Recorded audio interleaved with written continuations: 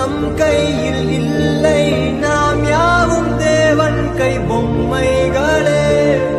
என்றால் கூட போராடு நண்பா, என்றைக்கும் தோற்காது உண்மைகளே. அதுல இருந்து அவன் வேற லெவல் ஆயிட்டான்னு சொல்லுவாங்க சார்.